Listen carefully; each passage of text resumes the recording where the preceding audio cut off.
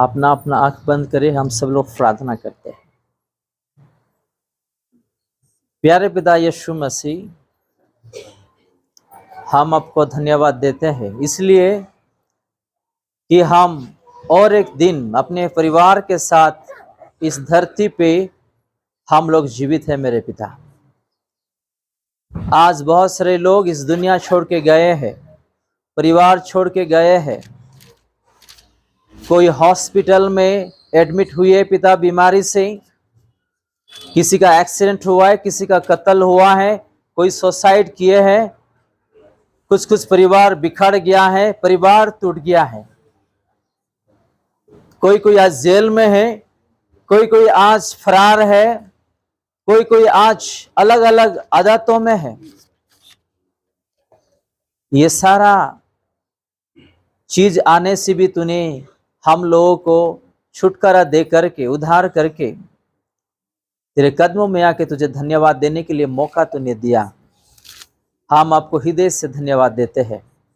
पवित्र आत्मा यीशु मसीह, आप आइए, आज वचनों से बात कीजिए। जो वचन पढ़ने के लिए, सुनने के लिए जा रहे हैं, जितने भी ऑनलाइन में जुड़े हुए हैं और यहाँ पे इकट्ठे हुए हैं, हम पूरे लोगों को आशीर्वाद कीजिए। मेरे पिता, हम पूरे लोगों को आशीर्वाद कीजिए ताकि हम तेरे वचनों में चले और पिता तेरे वचन का पालन करें। सबसे पहले तेरा नाम में जो डर अपने जीवन में होना चाहिए वो हर एक विश्वासी का जीवन में भर दो। मेरे पिता, हर एक विश्वासी का जीवन में, सोच में, दिलो दिमाग में भर दो करके मैं विनती करता हूं। अगर तेरा डर हमारा जीवन में नहीं तो कुछ भी नहीं है। इस स्थान को तेरे महिमा में, तेरे समर्थ में, तेरे अभिषेक में यीशु के नाम में भरते हैं। मेरे पिता, हर एक शत्रु शैतान का डिस्टर्बेंस को यीशु के नाम में बांधते हैं। प्रारंभ और समाप्त आप कीजिए और सारा आदर महिमा हम आपको देते हुए यीशु के नाम में मांगते हैं, आमीन।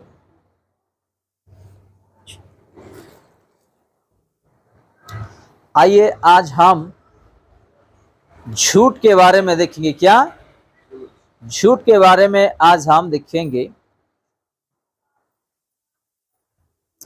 कि आज भी मसीह को जानते हुए भी आज हम क्या कर रहे हैं, झूठ बोल रहे हैं लोगों को। सही है कि नहीं?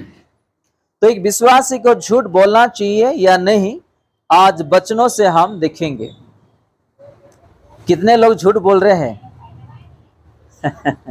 कितने लोग झूठ बोलते हैं? विश्वासी झूठ बोलना है या नहीं, और झूठ बोलने का आशीष से क्या होती है हम देखेंगे। गलातियंस उसका 3 अध्याय 8 और 9।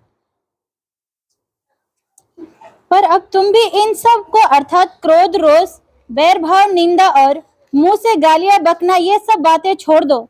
एक दूसरे से झूठ मत बोलो, क्योंकि तुमने पुराने मनुष्य को उसके कामों समेत उतार डाला है। फिर से हम पढ़े। पर अब तुम भी इन सब को अर्थात क्रोध, रोष, बैर भाव, निंदा और मुंह से गालियां बकना, ये सब बातें छोड़ दो। एक दूसरे से झूठ मत बोलो, क्योंकि तुमने पुराने मनुष्य को उसके कामों समेत उतार डाला है। हालेलुया। थोड़ा आगे आ जाइएगा, थोड़ा आगे आ जाइएगा, थोड़े भाई बहन लोग आगे आ जाइएगा।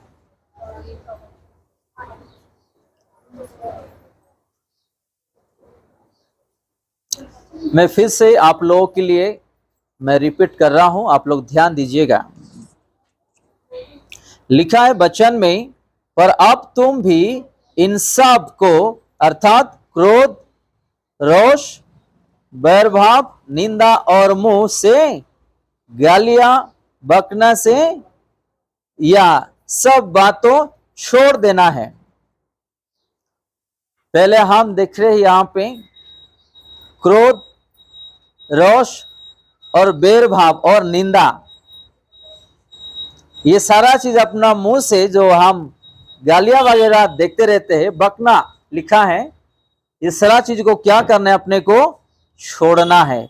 और 9 में लिखा है, एक दूसरे से झूठ मत बोलो, क्योंकि तुमने पुराने मनुष्यवादों को उसके कामों सम्मत उतर जाला है। अगर एक विश्वासी प्रभु यीशु मसीह को जानते हुए भी ये सारा चीज को लेकर के हम आगे बढ़ेंगे या जिएंगे, हमारे जीवन में कुछ भी नहीं मिलने वाला है। क्या लिखा है 8 में? आप गौर से उस वचन को ध्यान दीजिएगा। पहले लिखा है क्रोध, गुस्सा करना, क्रोध होना, निंदाएं करना और मुंह से गालियां बकना। और 9 में लिखा है झूठ के बारे में, झूठ मत बोलो। आज हम विशेष करके झूठ के बारे में देख रहे हैं। उसके साथ साथ 3 चीज भी हम यहाँ पे 8 में देखते हैं। एक है क्रोध और रोष और बैरभाव, निंदा हमारे जीवन में नहीं होना चाहिए। आज भी मसीह में होते हुए भी बहुत लोगों को हम झूठ बोलते हैं, गुस्सा करते हैं, निंदा करते हैं, है कि नहीं? काम में अगर कोई कुछ बोल देता है तो हम सह नहीं पाते, तुरंत हम जवाब दे देते हैं। परिवार में अगर कोई कुछ बोलते हैं, सह नहीं पाते, तुरंत जवाब देते हैं। और कभी कभी अपने आप को बचाने के लिए क्या कर रहे हैं? हम झूठ बोलते हैं, है कि नहीं? ना अपना माता पिता को झूठ बोलना है, ना अपना बेटे और बेटी को, ना अपना भाई और बहन को, ना अपना अड़ोस पड़ोस को, ना अपना पति और पत्नी को, किसी को झूठ नहीं बोलना है। अगर आप यीशु मसीह को डरते हो, यीशु मसीह का वचन में चलते हो, तो आपका जीवन में एक डर रहता है कि मेरा परमेश्वर मुझे देख रहा है। आपको ये बात समझ में? आज हम खास करके झूठ के बारे में हम देखते हैं, क्योंकि वचन में भी लिखा है अगर हम झूठ बोलते हैं तो हम किसका बेटे और बेटी बन जाते हैं? शैतान के। किसका बनते हैं? शैतान के। वचन में लिखा है, यीशु मसीह साफ साफ कहते हैं, योना उसका 8 अध्याय उसका 43 में 44 में लिखा है। आप कोई अगर पढ़ना चाहते तो पढ़ सकते हैं, वहां लिखा है साफ साफ। यूहन्ना उसका 8 अध्याय उसका 44 में आप देख सकते हैं। तुम अपने पिता शैतान से हो और अपने पिता की लालसाओं को पूरा करना चाहते हो। क्या करना चाहते हो? लालसाओं को पूरा करना चाहते हो। पूरा करना चाहते हो। वो तो आराम से हत्यारा है। वो तो आराम से हत्यारा है और सत्य पर स्थिर न रहा, क्योंकि सत्य उसमें है ही नहीं। क्योंकि सत्य उसमें है ही नहीं। जब वो झूठ बोलता तो अपने स्वभाव से ही झूठ बोलता है। अपने स्वभाव से ही झूठ बोलता है, क्योंकि वो झूठा है, वरन झूठ का पिता है। कौन झूठ का पिता है? शैतान। अगर आप झूठ बोलते हो तो आप भी उसके बेटे और बेटी बन जाओगे। आपको ये बात समझ में? कोई हमारा बातों को विश्वास करे या ना करे, हमको सच्चाई में खड़ा होना है, सच्चाई में आगे बढ़ना है, सच्चाई में जीना है। कोई यकीन करे या ना करे, क्योंकि हमारा यीशु मसीह वो सच्चा यीशु मसीह है, सत्य का यीशु मसीह है। कंपनी में भी या ऑफिस में भी या बिजनेस में भी आप ईमानदारी से आगे बढ़ो, ईमानदारी से काम करो, मेहनत करो, जिम्मेदारी उठाओ। प्रभु आप लोगों को ईमानदारी से आशीर्वाद करेंगे। हालेलुया। हालेलुया। झूठ आज नहीं तो कल सामने बाहर आ जाएगा। आज नहीं तो कल कोई भी उस झूठ को पकड़ सकते हैं कि ये जो इंसान था पहले ऐसा बोला था, लेकिन आज जो है वो सारा चीज ओरिजिनल नहीं है, डुप्लीकेट है, झूठ है। तो कोई हमको विश्वास भी नहीं करेंगे और ऐसे झूठ बोलने वाले को कोई भरोसा भी नहीं करेंगे। आप लोग का ये बात समझ में? तो जीवन में कभी किसी को झूठ नहीं बोलना है, झूठ के रास्ते में नहीं चलना है। कोई किसी को विश्वास करना है नहीं करना है उसके ऊपर है, लेकिन हमारा जिम्मेदारी है झूठ किसी को नहीं बोलना है। आई बात समझ में? और ये कलेसियंस उसका 3:9 में क्या लिखा है, फिर से हम पढ़े। एक दूसरे से झूठ मत बोलो। एक सेकेंड, एक दूसरे से झूठ नहीं बोलना है। चाहे पति पत्नी या माता पिता या रिश्ते लोग या दोस्त या बेटे बेटी या भाई बहन, कोई भी एक दूसरे से झूठ नहीं बोलना है। आपका कोई पहचान वाला भी हो तो झूठ किसी को नहीं बोलना है। अपने बच्चों को भी यही शिक्षाएं देना है कि हमको सत्य पे चलना है, झूठ नहीं बोलना है।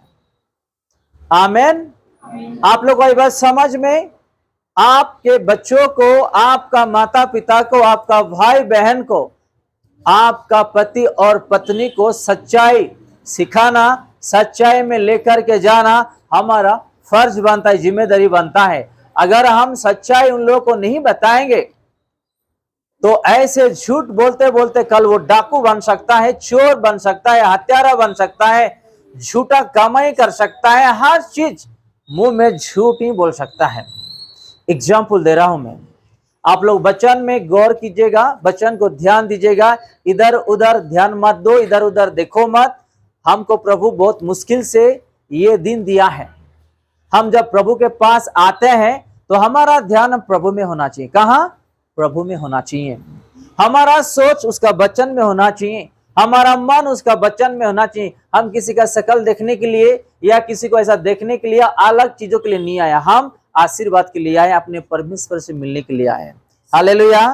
तो हमारा समय, हमारा आज का दिन व्यर्थ ना हो। मैं इसलिए बोलता हूं, बहुत लोग आते हैं, बुलाए गए बहुत लोग हैं, लेकिन सुने गए तो वो चीज नहीं होना है। हम 100 आए, चुने गए 100 होना चाहिए। हालेलुया। प्रभु ने हमको बुलाए हैं, 100 लोग आए एग्जाम्पल, या 1000 लोग आए हैं, 1000 का 1000 चुने हुए होना है, बनना है। हमेशा टाइम पास के लिए प्रभु के पास नहीं आना और हमारा माइंडसेट अलग जगह में नहीं रहना है। उसका वचनों में, उसका उपस्थित में और उसका ध्यान में रहना चाहिए हर एक विश्वासी के ऊपर। आप लोगों की बात समझ में?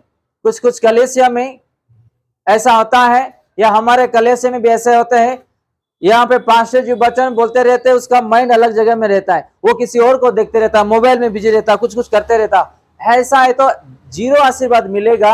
हम घर से आए खाली हाथ, जाएंगे खाली हाथ, कुछ भी प्रभु नहीं देने वाला है। प्रभु उसका मन को देखते हैं कि वो कैसा, किस चीजों के लिए आया है, क्या आशाएं पे आया है, उसको देखते हैं वो और आशीष से देते हैं। हालेलुया। तो हम लोगों को जो है उसके वचनों में ध्यान देना चाहिए। निर्गम